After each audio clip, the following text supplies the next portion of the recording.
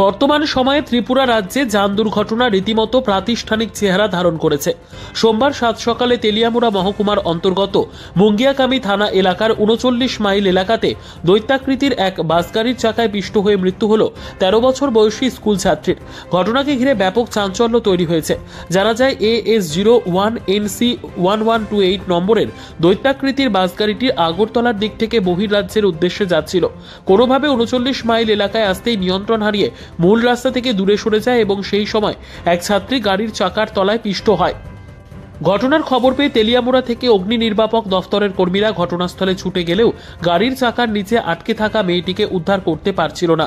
একটা সময়ের ড্রজারের সাহায্যে মেয়েটিকে উদ্ধার করে তেলিয়ামুড়া মহকুমা হাসপাতালে নিয়ে আসা হলে দায়িত্ব পালনরত চিকিৎসক তাকে মৃত বলে ঘোষণা করে।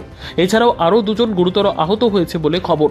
ঘটনার পরিপ্রেক্ষিতে ব্যাপক চাঞ্চল্য তৈরি হয়েছে এবং অনুমান করা হচ্ছে চালকের অসাবধানতার ফলেই এই মারাত্মক দুর্ঘটনা ঘটেছে।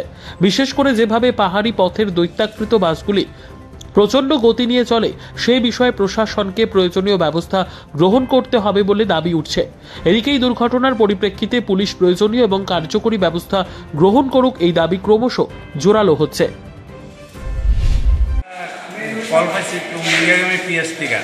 একটা অ্যাক্সিডেন্ট হয়েছে, ওর যতক্ষণ অনুসারে আমরা ওখানে গেছি, গিয়ে দেখি শেরওয়ালি গাড়ি নিচে একটা আটকে দিয়েছে।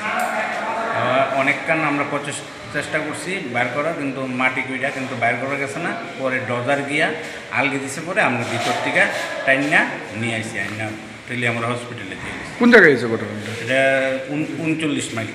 শেরওয়ালির নাম্বারটা আছে আপনার? শেরওয়ালির নাম্বারটা এখন নাই, আমার কাছে ফটো আছে। পরে কয়জন ইনজুর্ড কে আছে? একজনই। আর কেউ আছে? দুজন শুনছি, কিন্তু একজনরে তারা বাড়ি গেছে, অন্য গাড়িতে নিয়ে এসেছে। আমরা একজন জানছি। শেরওয়ালি গাড়িটা করতে কই যেতে হবে? এটা